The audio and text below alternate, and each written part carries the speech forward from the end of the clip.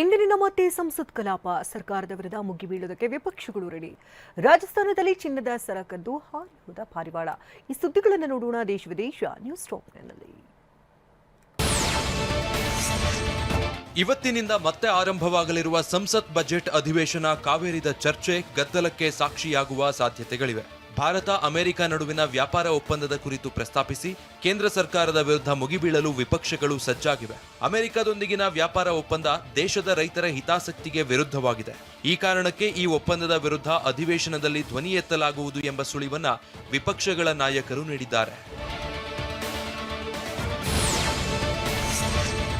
ಎಲ್ಲರನ್ನೂ ವಿಶ್ವಾಸಕ್ಕೆ ತೆಗೆದುಕೊಂಡು ಏಕರೂಪ ನಾಗರಿಕ ಸಂಹಿತೆ ರೂಪಿಸಬೇಕು ಮತ್ತು ಅದು ವಿಭಜನೆಗೆ ಕಾರಣವಾಗಬಾರದು ಅಂತ ಆರ್ಎಸ್ಎಸ್ ಮುಖ್ಯಸ್ಥ ಮೋಹನ್ ಭಾಗವತ್ ಹೇಳಿದ್ದಾರೆ. ಬಿಜೆಪಿ ಅಧಿಕಾರಕ್ಕೆ ಬಂದ ನಂತರ ಆರ್ಎಸ್ಎಸ್ಗೆ ಅಚ್ಚೇ ದಿನ್ ಬಂದಿದೆಯೇ ಎಂಬ ಪ್ರಶ್ನೆಗೆ ಉತ್ತರಿಸಿದ ಅವರು, ಬಿಜೆಪಿಯಿಂದ ನಮಗೆ ಅಚ್ಚೇ ದಿನ್ ಬಂದಿಲ್ಲ, ಅದು ಬೇರೆ ದಾರಿ. ನಾವು ರಾಮ ಮಂದಿರ ನಿರ್ಮಾಣಕ್ಕೆ ಬದ್ಧರಾಗಿದ್ದೆವು, ನಮ್ಮನ್ನ ಬೆಂಬಲಿಸಿದವರಿಗೆ ಲಾಭವಾಗಿದೆ ಅಂದ್ರು.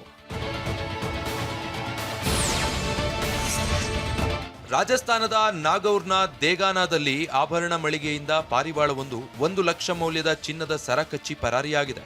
ದೇಗಾನ ಬುಲಿಯನ್ ಮಾರ್ಕೆಟ್ನಲ್ಲಿನ ಚಿನ್ನಾಭರಣ ಮಳಿಗೆಯೊಂದರ ಮೇಲಿನ ಮಹಡಿಯಲ್ಲಿ ಕುಶಲಕರ್ಮಿಗಳು ಚಿನ್ನದ ಆಭರಣವನ್ನ ತಯಾರಿಸುವ ಕೆಲಸದಲ್ಲಿದ್ರು. ಈ ವೇಳೆ ಅನಿರೀಕ್ಷಿತವಾಗಿ ಅಂಗಡಿಯೊಳಗೆ ನುಗ್ಗಿದ ಪಾರಿವಾಳ ಅಲ್ಲೇ ಇದ್ದ ಹೊಸ ವಿನ್ಯಾಸದ ಚಿನ್ನದ ಸರವನ್ನ ತನ್ನ ಕೊಕ್ಕಿನಿಂದ ಕಚ್ಚಿಕೊಂಡು ಕ್ಷಣಾರ್ಧದಲ್ಲಿ ಹಾರಿ ಹೋಗಿದೆ.